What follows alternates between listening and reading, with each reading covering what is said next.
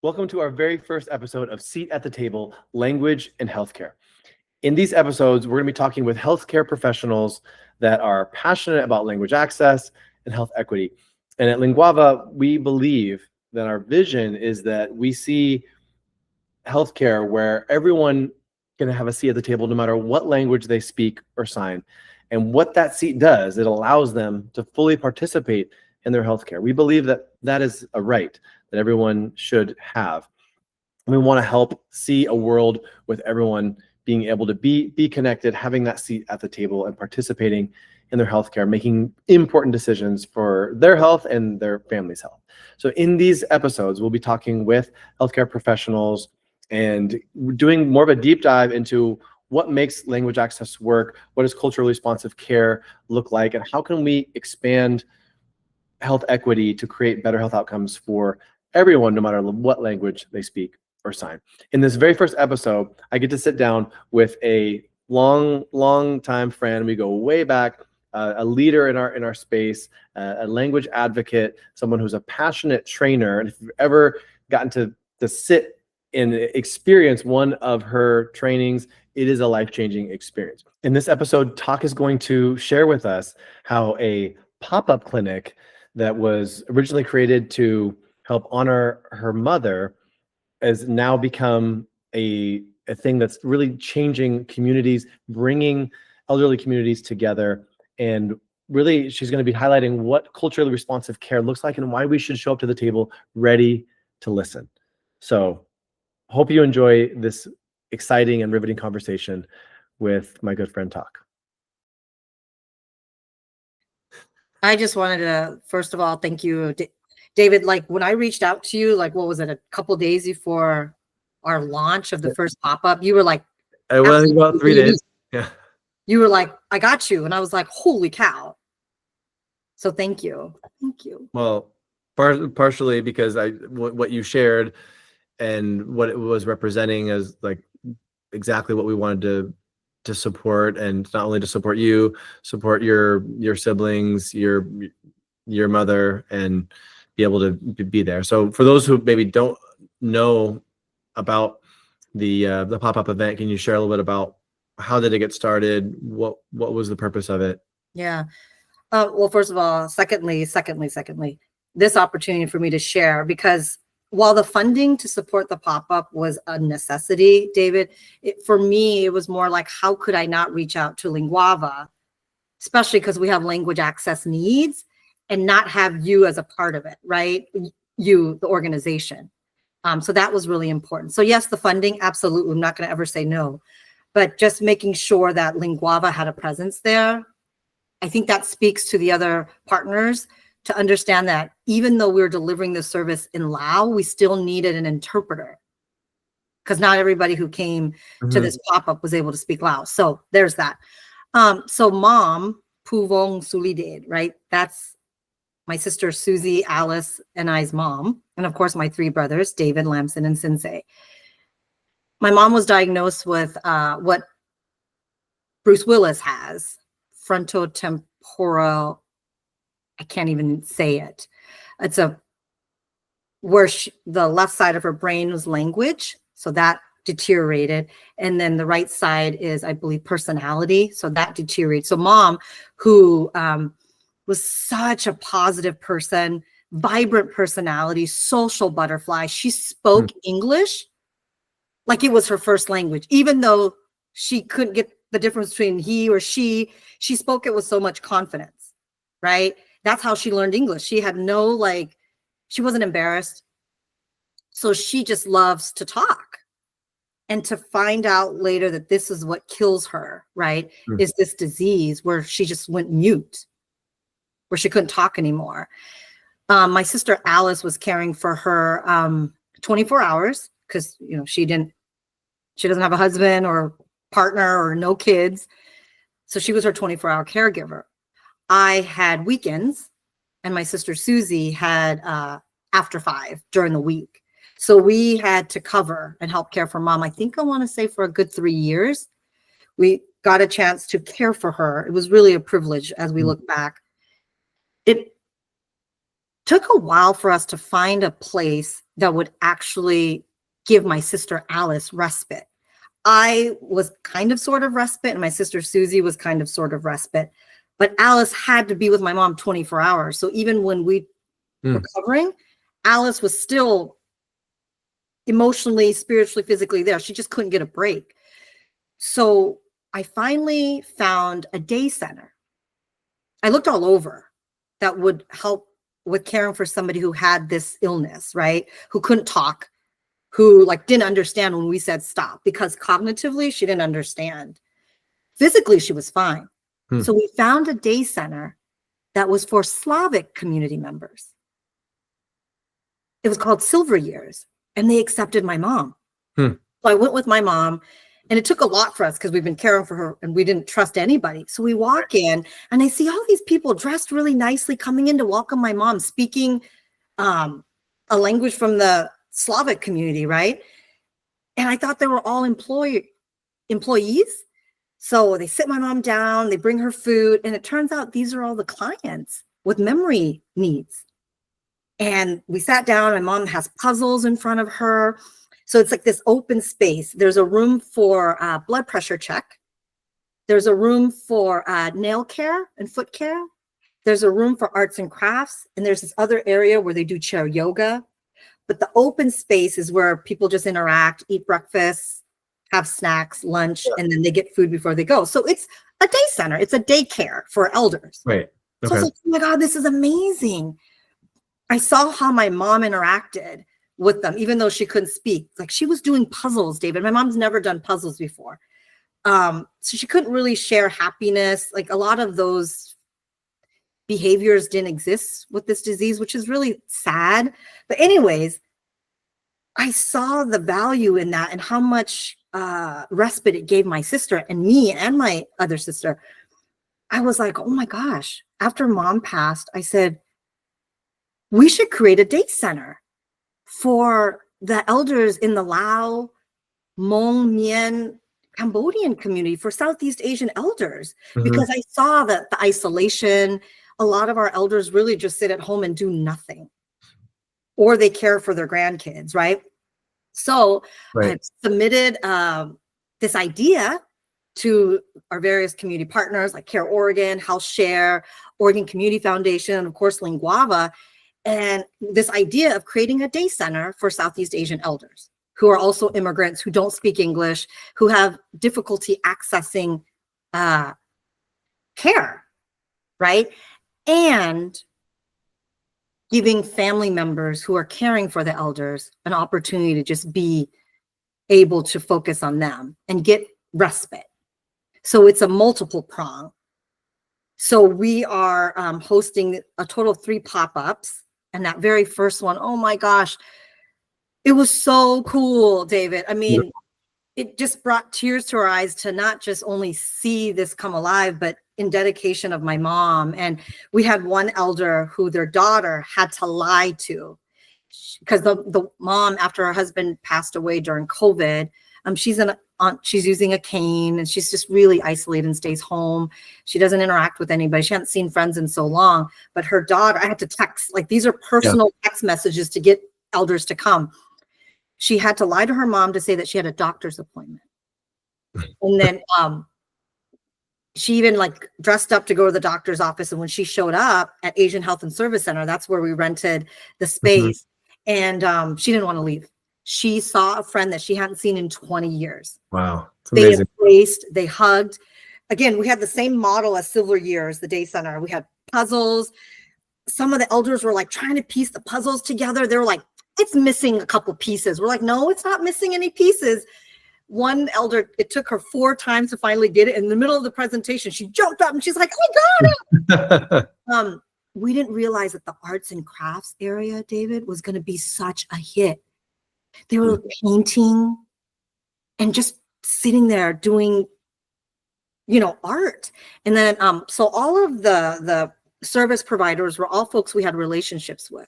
So my very dear friend, Kim Nguyen, she's a professional photographer. So she did headshots, professional headshots. And a friend of hers, Kayla, came in and did free makeup. So the elders got headshots, and I'm happy to send you pictures. Like, I know this is very morbid, but a lot of folks in the Southeast Asian community at their funeral, they just don't have pictures, headshots.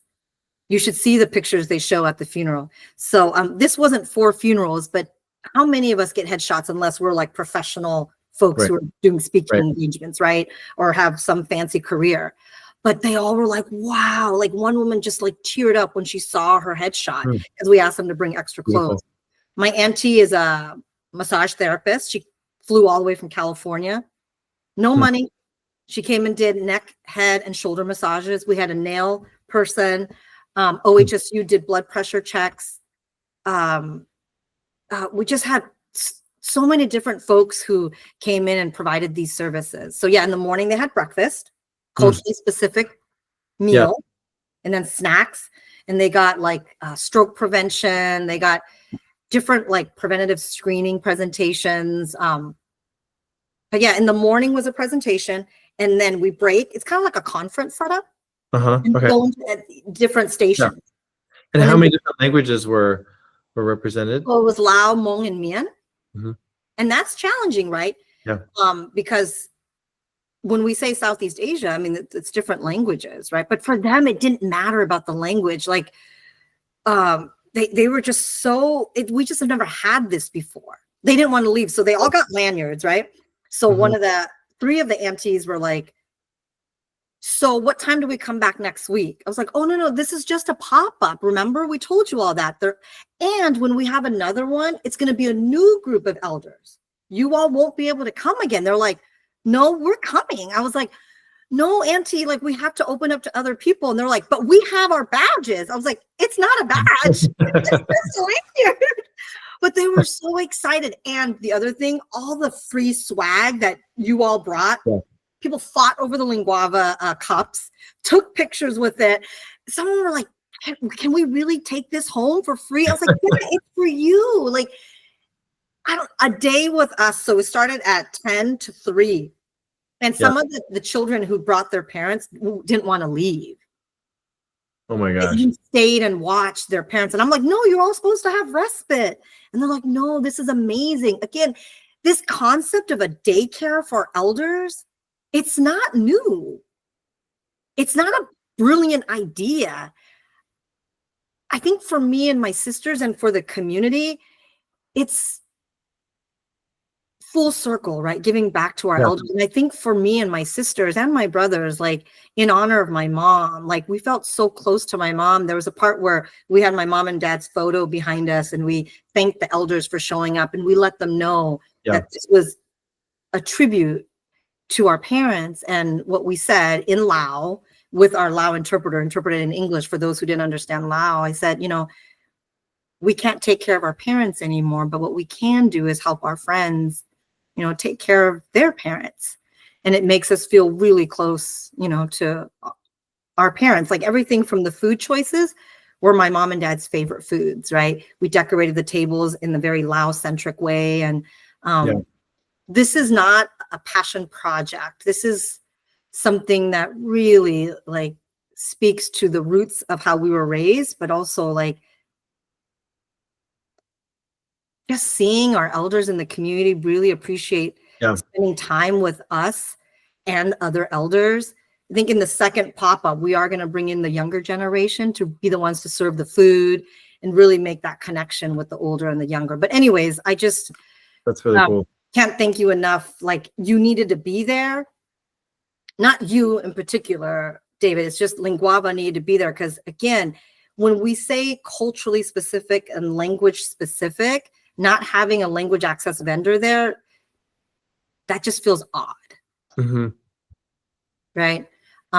So to ensure that there's proper understanding and everyone really can participate and have a real seat at the table, which is ultimately what language access is all about. Right? We closed the day with chair yoga. Love it. They sat in the chairs and the yoga instructor, of course, doesn't speak Lao. And our interpreter, Sam Bessis, right? Even how she spoke as an interpreter was like the same calming and gentle instructions as the chair yoga, right? Like the chair yoga instructor was like, deep breath in, And then in Lao, she would say, Han Jai Kao, Han Jai O, right? She just, it was, Yeah. we've never done Kara yoga before. Yeah. So, right, having an interpreter who actually understands how to deliver, I don't know, like it's just so beautiful. It's so many different ways. So I would really love for you to come. Now I'm like you in particular, David. Yeah, no, I know I have to be there for the next one. So make sure, let me know more than 3 days in advance. I can get you closer than 3 days, but for me to be there, I want to make sure that I can physically be there too for the next one. I would love to. It would be an honor. We'll do, yeah, October. But yeah, this disease, and it's not even about having this disease. Like so many of our elders, and you know this, doesn't even matter what country you're from, right? So isolated. We, the newer generation, I'm calling myself the newer generation, we've kind of moved on, right? And we forget about them. And how do we give space for them just to be? I still am getting calls right now. They're like, when is the second pop-up? Oh. We got really like, I feel like we had enough like breakout sessions for them, but for them, they were like, you could have had bingo, and they never played bingo before. One woman had won twice and she had no idea. She didn't realize diagonal was a win. She thought it had to just go straight. We had raffles too. So again, our community partners like Linguava, Care Oregon, right? OHSU, Providence was there. And the other thing I do want to say, David, is like, it was important to make sure that health systems were there so that they can see that this is a community that they've been wanting to reach, but just haven't been able to. Yeah. So you feel like with this pop-up, they'll help open the door for that as far as getting that conversation started, because it's just been sort of a barrier. I'll be honest. Yeah. Events like this are helping out health systems too. Mm-hmm. Right? Like, I'm like, we're just gifting you this community. Yeah. So yeah, I feel like it was a win-win for sure. That's amazing. And say, you were talking earlier, you asked me, when's the next time I'm going to see my mom, right now? And after hearing what you were saying about, just not being able to hold your mom, be with her, see her, kiss her, love on her now. And like, what's your message for those individuals who still can see their loved ones and still can how does that made you shift in your way of looking at relationships and time with loved ones? Oh, such a good question, David. I think the simple thing would be, even if you don't have the opportunity or too busy in your day, a simple text, a call just to hear their voice and have them hear your voice. I think not asking a lot from folks. I mean, I shared with you earlier, when you see your mom again, hug her a little extra tight for those of us who don't have moms, or parents anymore. And God, you forget how a call to a parent meant so much, right? Like, you're just like, oh gosh, like, okay, I'll call you back, or I'll call you tomorrow, or I'll call you this weekend. It's those things where we just, I know this is such a cliche, but we take it for granted. And I didn't realize how much I took for granted, even caring for her, right? I think I shared with you earlier, like, I would do anything to wash her hair one more time. I actually watched the interview about, Bruce Willis and his wife, Emma, I believe. And it just, I think about the caregivers. It's such a thankless role. And creating spaces like this where other people can deeply care for, your parent with dignity, right? And with a similar level of love. I think that's worth investing in. And again, it doesn't matter where you come from, like, just a place for elders to go and be themselves. They don't have to go to any of the stations. You just sit there and enjoy the food, or just sit there and be still, but be around other people. I mean, I don't know, David, when you call your mom, you said you're going to call your mom today. I'll definitely gonna call my mom today. Yeah. What's wrong with calling them every day? Yeah. Like, or a text. Yeah. There's so many quotes, about like our parents. And my uncle, who's a Buddhist monk, he said to me many, many years ago, he's like, and I think I might have shared this with you years ago because we've known each other for so long, but he said the highest honor, the absolute highest honor is when one can care for a parent. And that to me, and care can mean different things, right? Right. I don't necessarily mean like bathing them and showering them and feeding them. It's like, it's that phone call, right? When you call your mom today. I mean, I just love, respect, everything. Yeah. or like a funny photo via text, a Bitmoji. I don't know. Yeah, I think that would be, and patience. I wish I had more of that when I was caring for my mom, because there were days, David, I'm just like, oh my God. And Right. This frontal, whatever, I can't never pronounce it. Frontotemporal dementia, that disease is where they're not the same anymore. And I was still able to love this person who I knew may or may not still be in this body. So I say that to say, like, even when your parents are driving you up the wall, Right. it's that moment where you're like, I love you so much, Yeah. You won't have that opportunity forever. None of us will. So it's such a good reminder. Earlier, when you see your mother in her casket, when they're about to shut the casket, you're like, that's it? Like that's it? You're like, okay, so what do I do to stay close? What do I do to honor her for all that she's done, all that my dad has done to raise our family? So with me and my sisters coming together to create this day center, which we call Baahn Hao. I don't even think I told you that in the beginning. So Baahn Hao means our home, our village. So when people say, how was Baahn Hao, they get to say, oh, our home, our village was X, Y, and Z. So even the naming came from my sister Alice, again, who was my mom's 24-hour caregiver. She named it Baahn Hao. My sister Susie is really great at like marketing and arts and crafts and creating signs and websites. And then I was the one who really had the relationships with our health system partners and people like you, David. So the three of us together, and then of course with our friends and colleagues. And this first pop-up was really our friends, parents, truly our friends, our sister friends and our brother friends. Yeah. And then the second one will expand to like other elders in the Southeast Asian community. So I'm really excited for that. So we'll now incorporate Khmer, the Khmer Cambodian elders into this. So I'm going to be reaching out to you for Cambodian, Lao, Hmong, and Mien interpreters. And it's going to be so exciting.